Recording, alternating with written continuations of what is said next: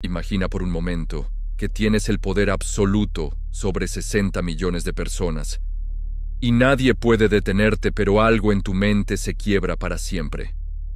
En las sombras del poder imperial romano, detrás de las puertas de mármol del palacio más lujoso del mundo, se desarrollaron escenas que desafían toda comprensión humana. Un hombre joven, aparentemente normal, se transformó en algo tan perturbador que incluso 2000 años después, seguimos preguntándonos cómo fue posible. No hablamos de crueldad común o tiranía ordinaria. Hablamos de una mente que convirtió un imperio en su patio de juegos personal, donde las leyes de la realidad parecían no aplicar. Este es el relato de Cayo Julio César Augusto Germánico, conocido para la historia como Calígula. Pero antes de convertirse en sinónimo de locura imperial, fue un niño que correteaba entre soldados romanos, encantando a veteranos de guerra con su armadura en miniatura. Su apodo, Calígula, significaba simplemente botitas. ¡Qué ironía del destino que un sobrenombre tan tierno acabara representando el terror absoluto! Nacido el 31 de agosto del año 12 después de Cristo en la ciudad costera de Antio, parecía destinado a la grandeza. Su padre, Germánico, era el general más querido de Roma, un héroe militar cuyas victorias habían expandido las fronteras del imperio. Su madre, Agripina, descendía directamente de Augusto, el primer emperador. La sangre de dos dinastías poderosas, los Julios y los Claudios, corría por sus venas. Todo apuntaba a un futuro brillante, pero el destino tenía otros planes. Cuando Calígula tenía apenas 7 años, su padre murió en circunstancias misteriosas en Siria. Las teorías sugieren que pudo haber sido envenenado, aunque nunca se pudo demostrar. Lo que sí sabemos es que su madre, convencida de que habían asesinado a su esposo, comenzó a hacer acusaciones públicas contra el emperador Tiberio. Fue un error fatal. Una tras otra, las piezas del tablero familiar comenzaron a caer. Su madre fue exiliada a una isla remota, donde acabó muriendo de hambre. Sus 2 hermanos adultos también encontraron muertes sospechosas. En pocos años, de una familia poderosa y próspera, solo quedó un adolescente asustado que había aprendido la lección más importante de su vida. En Roma, hablar demasiado te mata. Tiberio, quizás por compasión o tal vez por calcular que un huérfano traumatizado no representaba amenaza alguna, decidió llevarlo a vivir consigo a la isla de Capri. Allí, en aquel retiro imperial lejos de Roma, el joven Calígula pasó los años más formativos de su vida. Y Capri no era precisamente un lugar apropiado para la educación de un futuro emperador. La isla se había convertido en un refugio de excesos donde Tiberio, ya anciano y amargado, se entregaba a placeres que las fuentes históricas apenas se atreven a describir. El adolescente Calígula fue testigo de banquetes que duraban días enteros, de humillaciones públicas convertidas en entretenimiento, de cómo el poder absoluto podía corromper incluso las mentes más brillantes. Era una masterclass diaria sobre los aspectos más oscuros del poder imperial. Durante 6 años, observó y aprendió. Vio cómo funcionaba realmente el imperio cuando nadie miraba. Entendió que las leyes eran sugerencias, que la moral era un concepto flexible y que el emperador podía hacer literalmente cualquier cosa sin consecuencias. Pero también desarrolló una habilidad crucial: la capacidad de mantenerse invisible, de no llamar la atención, de sobrevivir. Cuando Tiberio finalmente murió en el año 37, algunos rumores susurraron que el joven había ayudado con un cojín sobre el rostro del anciano emperador, aunque esto podría ser simplemente otra leyenda. Lo cierto es que, a los 24 años, Calígula se convirtió en el hombre más poderoso del mundo conocido.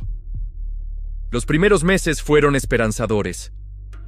Roma había sufrido bajo el reinado paranoico y cruel de Tiberio, y el pueblo recibió al nuevo emperador con auténtica alegría. Calígula liberó prisioneros políticos, organizó espectáculos grandiosos, devolvió propiedades confiscadas y perdonó deudas. Parecía que finalmente tenían a alguien que entendía sus necesidades. Las calles se llenaron de celebraciones. Pero entonces ocurrió algo que cambiaría el curso de la historia. Aproximadamente 8 meses después de asumir el poder, Calígula cayó gravemente enfermo. Durante semanas permaneció entre la vida y la muerte, delirando con fiebres altísimas. Todo el imperio contuvo la respiración. Algunos nobles llegaron incluso a prometer sus propias vidas a los dioses a cambio de la recuperación del emperador. Cuando finalmente se levantó de su lecho de enfermo, ya no era el mismo hombre. Algo fundamental había cambiado en su mente, como si aquella enfermedad hubiera roto algún mecanismo interno que mantenía a raya sus impulsos más oscuros. Los historiadores modernos han especulado con todo tipo de explicaciones. Encefalitis, que puede causar cambios dramáticos de personalidad, o quizás simplemente el momento en que años de trauma reprimido finalmente emergieron. Lo que siguió desafía toda lógica humana. El emperador comenzó a comportarse como si las reglas normales de la realidad ya no se aplicaran a él. Su primera obsesión fue la divinidad personal. No se conformaba con ser venerado como otros emperadores, que normalmente eran divinizados después de su muerte. Calígula quería ser adorado inmediatamente, como si fuera Júpiter hecho carne. Ordenó que las estatuas de los dioses más importantes del panteón romano fueran decapitadas para reemplazar sus cabezas por la suya propia. Templos sagrados que habían sido venerados durante siglos fueron profanados para satisfacer su ego. Aparecía en ceremonias públicas, vestido con túnicas doradas, coronas divinas y rodeado de incienso, exigiendo que los ciudadanos se postraran ante él como si fuera una deidad viviente. Pero su locura religiosa alcanzó límites peligrosos cuando decidió colocar una estatua suya dentro del Templo de Jerusalén, el lugar más sagrado del judaísmo. Esta orden habría provocado una revuelta masiva en toda la provincia de Judea, posiblemente una guerra abierta. Solo la intervención desesperada de Herodes Agripa, uno de sus pocos amigos de la infancia, logró convencerle de retirar la orden. Fue una de las pocas ocasiones en que alguien logró hacerle cambiar de opinión. Mientras tanto, su comportamiento se volvía cada vez más errático y surrealista. Uno de los episodios más extraños de su reinado ocurrió durante una campaña militar en las costas de la Galia. Había llevado a las legiones hasta el Océano Atlántico, supuestamente para invadir Britania, pero en lugar de cruzar el canal, ordenó a sus soldados que formaran en línea de batalla frente a las olas. Los legionarios, confundidos pero obedientes, desenvainaron sus espadas y comenzaron a atacar al mar siguiendo las órdenes de su emperador. Durante horas lucharon contra las olas, mientras Calígula gritaba que estaba conquistando el reino de Neptuno. Al final, ordenó que recogieran conchas marinas como botín de guerra y organizó un desfile triunfal en Roma para celebrar su victoria sobre el dios del océano. Era difícil saber si esto era una demostración de locura pura, una broma elaborada para humillar al ejército, o algún tipo de metáfora retorcida sobre su poder divino. Lo único claro era que Calígula ya no habitaba el mismo mundo que el resto de la humanidad. Su aspecto físico también se había convertido en una fuente de inseguridad obsesiva. Las fuentes históricas lo describen como un hombre de apariencia enfermiza, pálido, con piernas delgadas, cuello velludo y calvo desde muy joven. Sus ojos hundidos y oscuros le daban un aspecto inquietante que no ayudaba a su imagen imperial. Esta inseguridad sobre su apariencia alimentaba episodios de furia descontrolada. Se enfurecía cuando alguien mencionaba la palabra cabra, aparentemente una burla común sobre su aspecto físico. Llegó incluso a promulgar un decreto prohibiendo que cualquier persona se situara físicamente por encima de él en público, para que nadie pudiera ver su calvicie desde arriba. Según las crónicas, pasaba horas frente al espejo practicando expresiones amenazantes, intentando que su rostro inspirara terror, incluso sin hablar.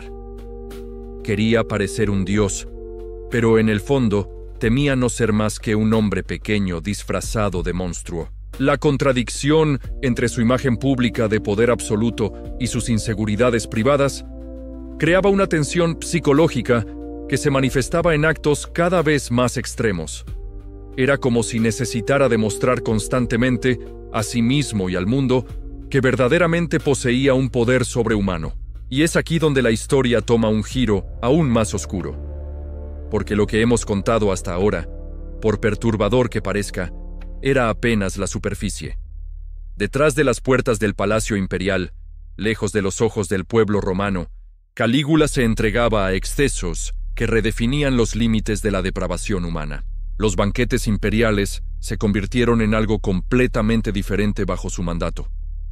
Mientras que emperadores anteriores organizaban cenas lujosas pero relativamente civilizadas, las fiestas de Calígula eran una mezcla tóxica de lujo extremo y sadismo refinado. Se servían los manjares más exóticos del imperio conocido: ostras traídas desde Britania, especias de la India, vinos que costaban fortunas enteras. Pero el verdadero entretenimiento no estaba en la comida. En cualquier momento, una sonrisa del emperador podía transformarse en una orden terrible. La esposa de un senador, una joven sirvienta, un invitado que había bebido demasiado. Cualquiera podía ser señalado y apartado del salón para satisfacer sus caprichos. Sus fantasías gastronómicas llegaron a niveles que desafían toda comprensión. En una ocasión, durante una hambruna que azotaba las provincias del norte, decidió organizar un banquete donde cada plato costaba el equivalente a los ingresos anuales de una familia romana promedio. Mientras los ciudadanos comían pan racionado, él se deleitaba con pavos reales rellenos de perlas trituradas, no por su sabor, sino porque le divertía consumir literalmente la riqueza del imperio. Pero había algo mucho más perturbador en su relación con la comida. Según testimonios de esclavos supervivientes, desarrolló la costumbre de invitar a familias senatoriales completas a cenas aparentemente cordiales. Durante horas, charlaba amigablemente sobre política y filosofía mientras servía exquisitos manjares. Sin embargo, al final de la velada, revelaba con una sonrisa helada que habían estado consumiendo los restos de algún familiar desaparecido recientemente. Nunca sabremos con certeza si estos relatos son completamente verídicos o exageraciones posteriores. Pero lo que sí documentaron múltiples fuentes fue su obsesión enfermiza con el control mental de sus invitados. Le fascinaba observar cómo las personas intentaban mantener la compostura mientras él las sometía a humillaciones cada vez más elaboradas. Una de sus diversiones favoritas consistía en obligar a ancianos senadores respetados a desnudarse y caminar en círculos alrededor del salón mientras él evaluaba en voz alta sus cuerpos envejecidos. Los forzaba a realizar actos degradantes mientras sus esposas e hijos observaban, sabiendo que cualquier protesta significaría la muerte inmediata para toda la familia. Su hermana Drusila ocupaba un lugar especial en esta espiral descendente de depravación. Las fuentes sugieren que mantenía una relación incestuosa con ella, que iba mucho más allá de los vínculos fraternales normales. Cuando Drusila murió súbitamente, posiblemente por una enfermedad, Calígula perdió por completo el contacto con la realidad. Declaró un período de luto obligatorio para todo el imperio. Durante meses, prohibió que nadie riera, celebrara o incluso sonriera en público. Quien fuera sorprendido mostrando cualquier signo de felicidad era ejecutado inmediatamente. Transformó el funeral de su hermana en un espectáculo que costó más que la construcción de varias ciudades. Pero lo más inquietante llegó después.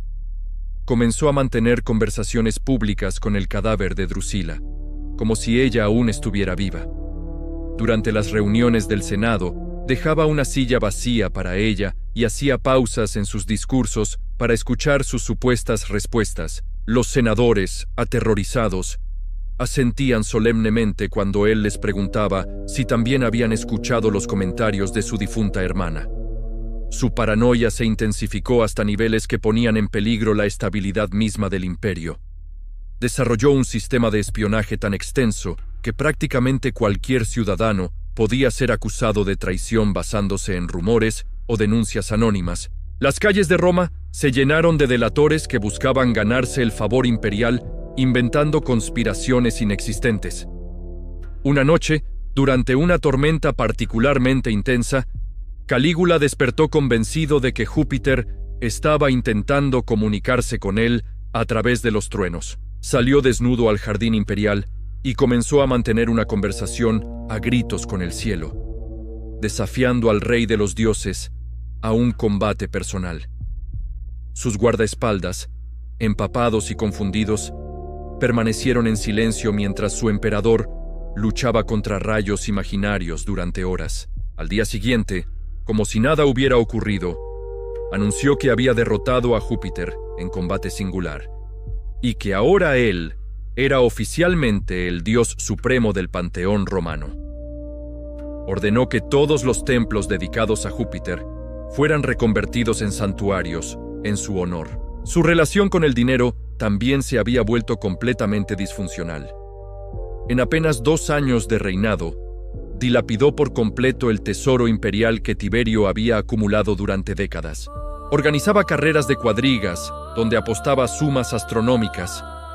Construía puentes flotantes solo para poder caminar sobre el agua como los dioses, y regalaba fortunas enteras a gladiadores y actores que le divertían momentáneamente. Cuando el tesoro se agotó, simplemente comenzó a inventar nuevos impuestos absurdos. Gravó los juicios legales, los matrimonios, los divorcios e incluso los embarazos. Creó un impuesto especial para quienes quisieran seguir viviendo, literalmente un tributo a la vida. Las familias ricas comenzaron a suicidarse en masa para evitar la ruina económica total. Pero quizás el aspecto más escalofriante de su personalidad era su capacidad para alternar entre la crueldad extrema y una falsa cordialidad que helaba la sangre. Podía ordenar la tortura y muerte de una persona durante la mañana y por la tarde invitar a cenar a su viuda, comportándose como el anfitrión más encantador del mundo. Durante una de estas cenas, según relata Suetonio, consoló afectuosamente a una madre que acababa de perder a su hijo por orden suya. Le acarició el cabello maternalmente mientras le explicaba con detalle cómo había sufrido su hijo durante la ejecución, intercalando estos relatos con cumplidos sobre su vestido y preguntas corteses sobre su salud. Esta capacidad de disociación completa entre sus actos y su comportamiento social sugiere un tipo de psicopatía que va más allá de la simple crueldad. Era como si operara en 2 realidades paralelas, una donde podía torturar y matar sin sentir nada, y otra donde funcionaba como un ser humano aparentemente normal.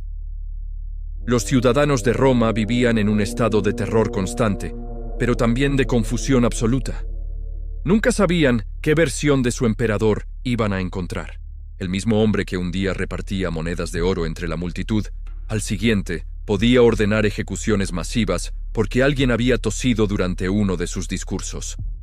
Esta impredecibilidad era, en sí misma, una forma de tortura psicológica que se extendía por todo el imperio. 60 millones de personas vivían sabiendo que sus vidas dependían de los caprichos cambiantes de una mente completamente desquiciada. Y sin embargo, incluso en medio de esta locura, hay algo profundamente humano en su historia que nos obliga a reflexionar. Calígula no nació siendo un monstruo. Las semillas de su destrucción fueron plantadas durante una infancia traumática, alimentadas por años de supervivencia en un entorno tóxico, y finalmente liberadas cuando el poder absoluto eliminó cualquier límite externo a sus impulsos más oscuros. Su historia nos recuerda que todos llevamos dentro la capacidad tanto para la compasión como para la crueldad. La diferencia radica en las circunstancias que enfrentamos, las decisiones que tomamos y, crucial, los límites que aceptamos o rechazamos. Cada día tenemos la oportunidad de elegir qué parte de nuestra naturaleza alimentamos. El final de Calígula llegó, inevitablemente, de las mismas fuerzas que había desatado. Los pretorianos que supuestamente lo protegían ya no podían soportar servir a un emperador que había destruido todo lo que Roma representaba. Su caída no fue el resultado de una gran conspiración política, sino el acto desesperado de hombres que habían visto demasiado horror. En la madrugada del 24 de enero del año 41 después de Cristo, mientras los ciudadanos de Roma dormían ajenos a lo que estaba por suceder, un grupo de conspiradores se movía sigilosamente por los pasillos del Palacio Imperial. No eran revolucionarios ni enemigos extranjeros. Eran los propios guardaespaldas del emperador, hombres que habían jurado protegerle con sus vidas, pero que ya no podían tolerar el monstruo en que se había convertido. El tribuno Casio Querea, veterano de múltiples campañas militares, había sido humillado públicamente por Calígula en repetidas ocasiones. El emperador se burlaba de él por usar supuestamente contraseñas afeminadas y le obligaba a besarle la mano de forma degradante cada vez que se presentaba ante él. Pero lo que realmente quebró su lealtad no fueron las humillaciones personales, sino presenciar cómo su emperador había perdido completamente la conexión con la humanidad. La conspiración creció en secreto durante semanas. Los pretorianos compartían entre susurros los horrores que habían presenciado. Algunos habían visto a Calígula ordenar torturas especialmente crueles por puro entretenimiento.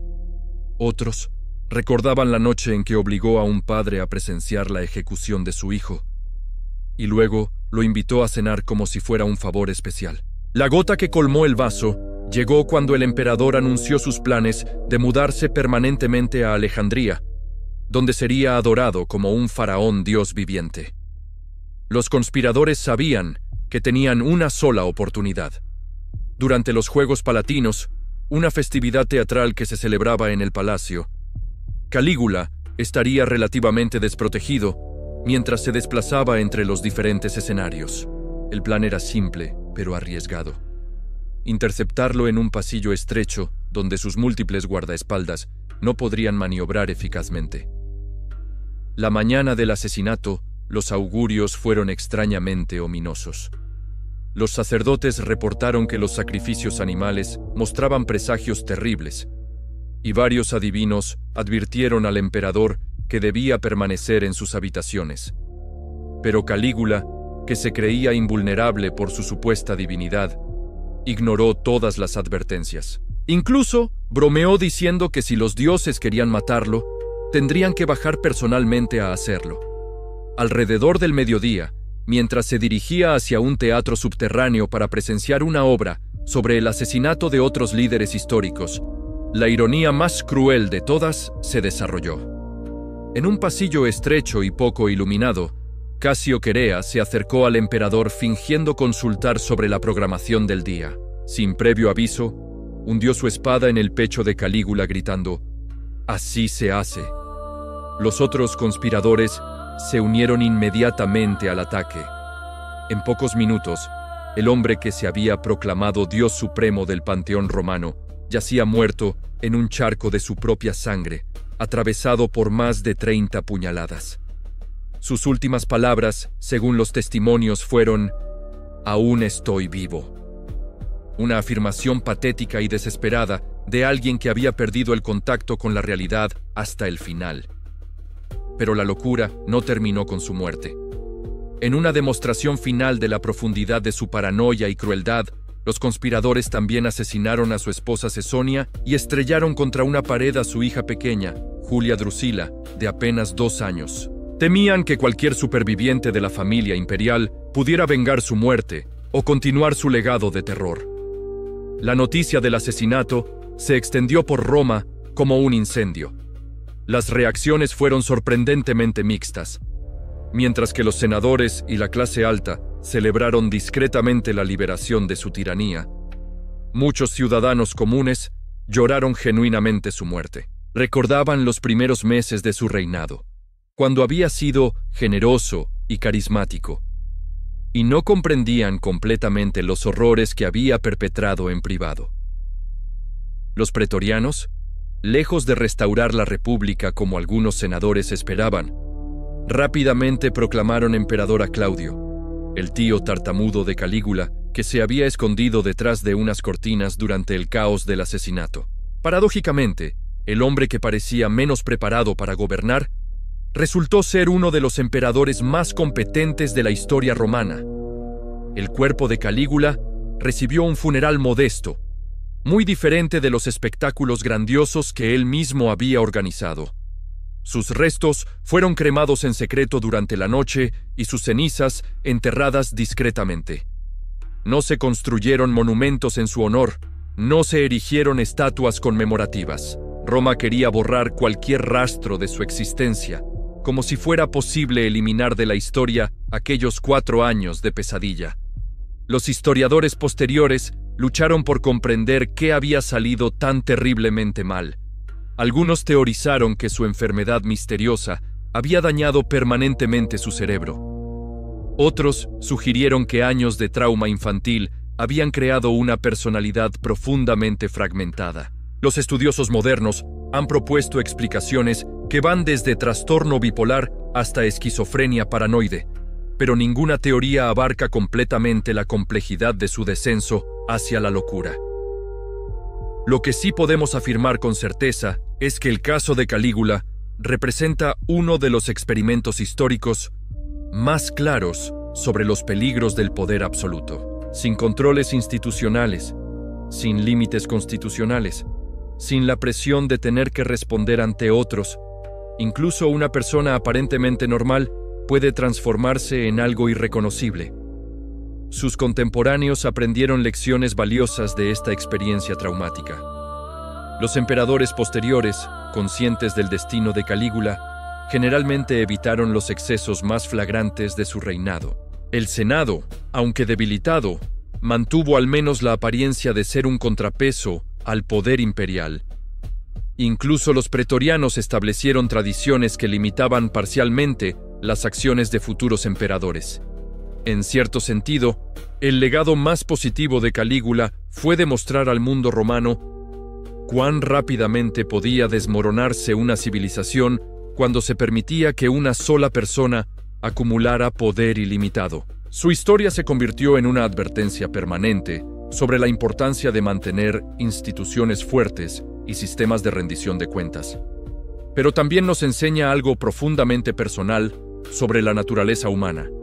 Cada uno de nosotros enfrenta decisiones diarias sobre cómo tratar a las personas que nos rodean, especialmente cuando tenemos algún tipo de poder sobre ellas, aunque sea mínimo. El jefe que puede humillar a un empleado, el padre que puede dañar emocionalmente a un hijo, el amigo que puede traicionar una confianza. Todas estas son versiones microscópicas del mismo dilema moral que enfrentó Calígula. La diferencia crucial está en nuestra capacidad de reconocer nuestras propias tendencias oscuras y elegir conscientemente limitarlas. Cada vez que decidimos ser compasivos en lugar de crueles, cada vez que elegimos construir en lugar de destruir, cada vez que optamos por elevar a otros en lugar de humillarlos, estamos tomando la decisión opuesta a la que tomó él. En sus últimos momentos, Calígula siguió creyendo que podía controlar la realidad mediante su voluntad. Murió sin entender que el verdadero poder no reside en la capacidad de dominar a otros, sino en la capacidad de dominarse a uno mismo. Es una lección que resuena a través de los siglos, tan relevante hoy como lo fue hace 2000 años. Porque al final, todos tenemos la oportunidad de elegir qué tipo de persona queremos ser cuando nadie nos está observando.